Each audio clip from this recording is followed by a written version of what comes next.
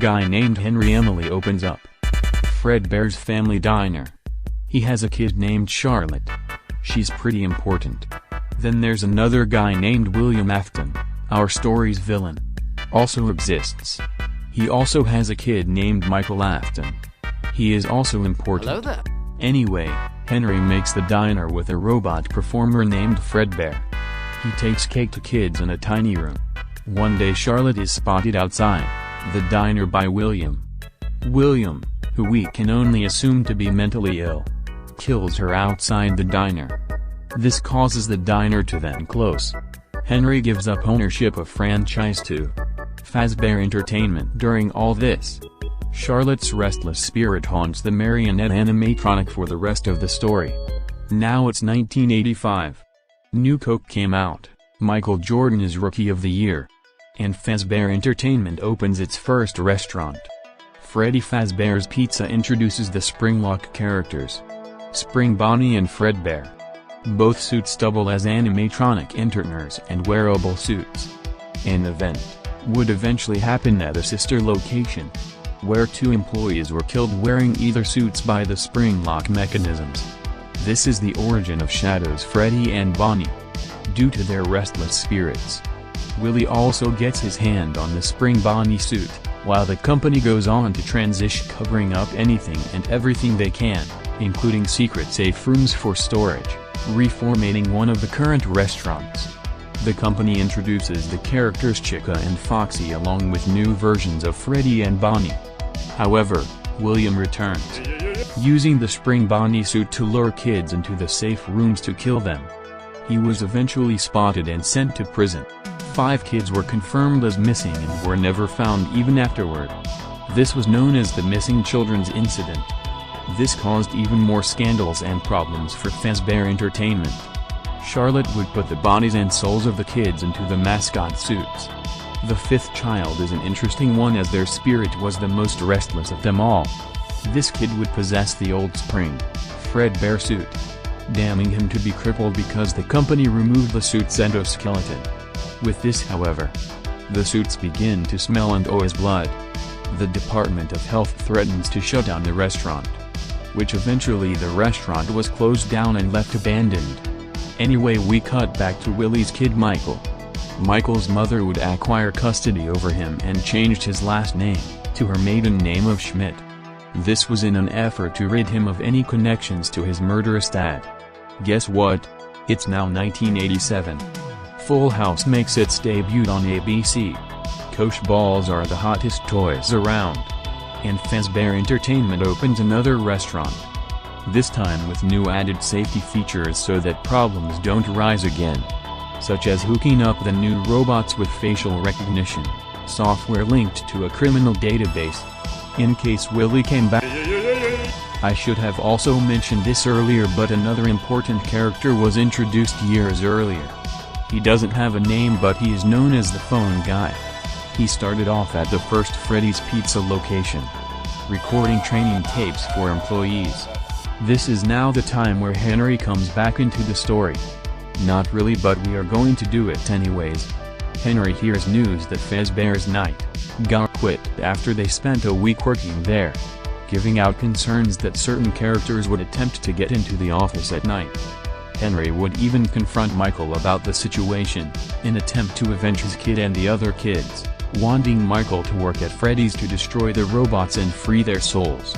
Even though this would sound crazy, Michael would go ahead with it. Due to the lack of evidence for the missing children's incident, the case was rested and Willie was released from prison, changing his name to Dave Miller and working as security at Freddy's. He would take the lives of 5 more kids. Charlotte would attempt to end things while Willie worked there, but to no avail. The company would replace the old night guard with a new one named Jeremy Fitzgerald. Jeremy would work for 5 whole nights, dealing with the threats of the old and new possessed animatronics. During the week, the animatronics would become more and more aggressive, even towards adults. An investigation was then launched on the new set of disappearing kids. The location would enter lockdown for a few days. Jeremy continued his shift till the end of the week, when he was then put to work the day shift during a birthday party and was to watch over the robots. However, this would cause the Mangle animatronic to attack Jeremy and bite off his frontal lobe. This was known as the bite of 87. Jeremy managed to survive the attack, but the restaurant was set to close 2 days after the incident. William managed to evade capture from the police and continued to hide himself. Michael would then work the last night shift at this fourth location. Going by the name of Fritz Smith, he attempted to dismantle the robots but was fired due to this action and his foul odor. Michael probably wasn't the best at hygiene, cause there's no way to explain his odor. So, moving on. The company closes down yet another restaurant, scrapping the toy robots and deciding to use the older ones from the 85 location in a much smaller place due to funding and how cheap it is. We now cut to 1993. Jurassic Park releases. And so does Groundhog Day. It sure feels like Groundhog Day cause Willie's ass just comes back and repeat. Anyway, Michael decided to change his name again. This time to Mark Schmidt. He would work a whole week at the new location.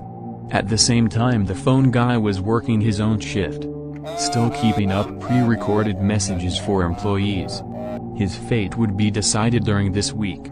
On his fourth day he would be killed by the Golden Freddy animatronic. Michael failed again to destroy the animatronics, and was fired for the same reasons as his previous let go. What wasn't expected was for William to come to the new location and destroy the robots himself. The shadow spirits would lead the robots to the safe room where William would release the spirits. This, however, would lead to his downfall. William was then attacked by the kids' spirits. As a last-ditch effort, he put on the spring Bonnie suit to scare them off.